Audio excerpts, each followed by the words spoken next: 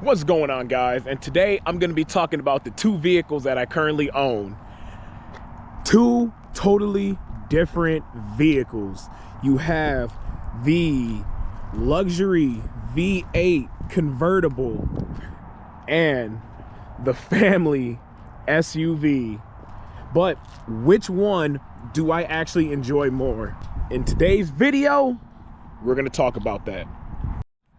So first off, I want to talk about performance and the driving feel. The CLK for sure is very quick, powerful, very unique. Top down, it's an amazing experience. Sounds amazing. The V8 roar. You know, you got the AMG Brembo brakes. Has great handling in corners, especially with the low center of gravity, even being a convertible. And it's very fun to drive. It's very fun to drive. And compared to the 2017 Kia Sorento, it's okay to drive. Let me say this. It's definitely not as fun as that. You know, this definitely makes this feel like a turtle.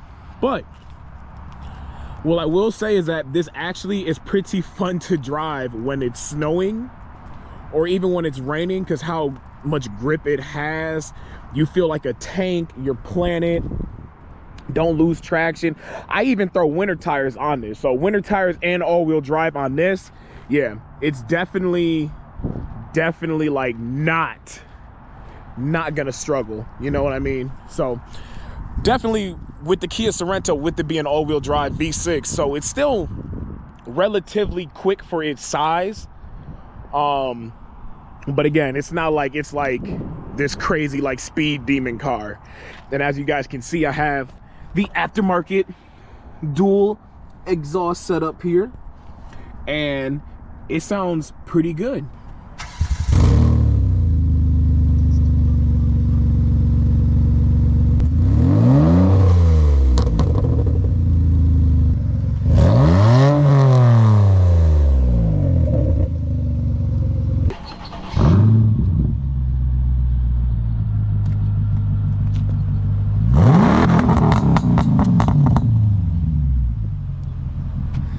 I think that's all we need right there. God damn. Another thing I want to talk about is comfort and practicability for both of these cars. So when it comes to the practicability of the Sorento, it's very spacious, very spacious. As you guys can see, it has 3 rows, but I took out the 3rd row so I could have the dual exhaust. Due to having the dual exhaust, the spare tire has to be removed from the bottom. So the spare tire is actually in the 3rd row seat. I don't have kids. I don't even plan to having that many kids in general to where I need a 3rd row. So, and I never used it anyway. So I just got rid of the 3rd row and I put the spare tire in there. I have a cover over it. So, but if you have the need for a 3rd row, the Kia Sorento is a good choice. But like I said, the space, the tech is reliable.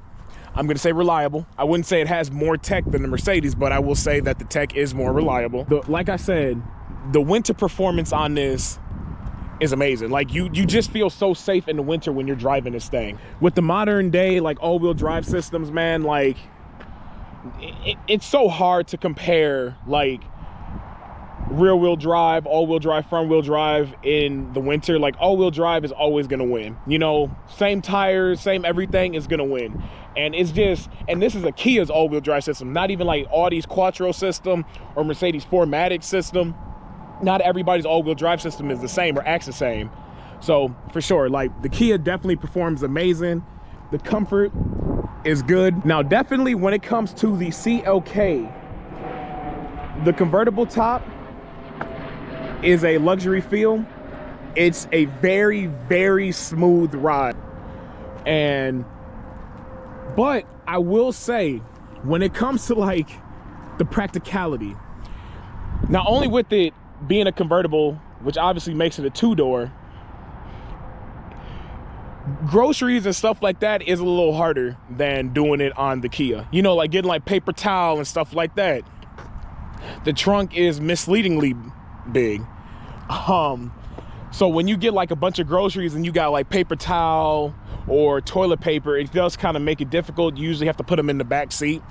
So it's not very practical. I mean, people can sit in the back, but compared to the Kia, I mean, the Kia, you're gonna sit anybody in the back, you know what I mean? So that's kind of like the main drawback for the CLK, is that the practicality is not easily as equal to the Kia. The Kia definitely beats it in that. The next thing I want to talk about is the maintenance and reliability. They've both been damn reliable, bro. Like, I've been doing way more driving than being at the shop with these two cars, and that's honestly a good thing. You need cars like this where you're just driving and just enjoying your cars, getting to point A to point B, doing what you need to do. Both of these cars have been very reliable, haven't had many repairs. I know I had the oil pressure sending unit in this, that was covered under warranty. That was like the only major like concern, knock on wood, you know what I mean? And like I told you guys in the video that I explained everything that was wrong with the Mercedes, it was stuff that's easily fixed. Parts are relatively available for both. Parts, I will say, on the Kia are obviously going to be cheaper. It's a Kia, but the Mercedes, their prices are still, you know, fairly reasonable, especially if you know an independent shop, if you can't do the work yourself. But I'm not going to front, guys. They both have been reliable. Yes, a Mercedes has been reliable, and yes, a Kia has been reliable. Two brands that have been known for not the best reliability amongst the consumers. I own both of them, and I can tell you, as the owner of both of them, they have been fairly reliable. So I'm gonna tell you guys can get both of them, so it doesn't really matter. Ownership, like I said, there hasn't been many things that have gone wrong with either one of the cars. Tires are affordable, maintenance is affordable. Like, they're not expensive cars to maintain, like, believe it or not. Like, even though it's a Mercedes, it's not expensive to maintain, and the Kia has been reliable. I can't really say much negative things about them. I mean, guys, they're good cars. I don't know what to tell y'all. Like, they're just good cars, and you know, I take care of my cars, they're gonna take care of you, you know what I mean? So that's how I always felt. So now the last thing I want to talk about is, you know, like, which one would I want to keep more? Would I rather have the Kia or would I rather have the Benz? Living in Michigan, and we get snow and everything, in that kind of scenario, in a practicality, a more modern feel, and everything like that, the Kia would probably be the choice.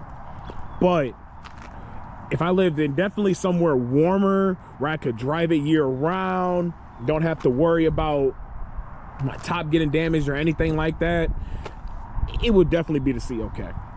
Now, am I planning on getting rid of either one? No, I'm not. At least not right now, but definitely not. So these cars are gonna stay with me for as long as I can, you know what I'm saying? So like I said, both have been really reliable. Both have differences in the fun factor and definitely difference in performance. But the look, everyone loves the look of my Kia. Everyone loves it. It looks, you know, don't even look like a Kia, man. But I really love the look of my Kia. I have the best Kia Sorento on the internet. My CLK, I love my look of my CLK. I love the classic look, the chrome and everything on it, and it looks beautiful.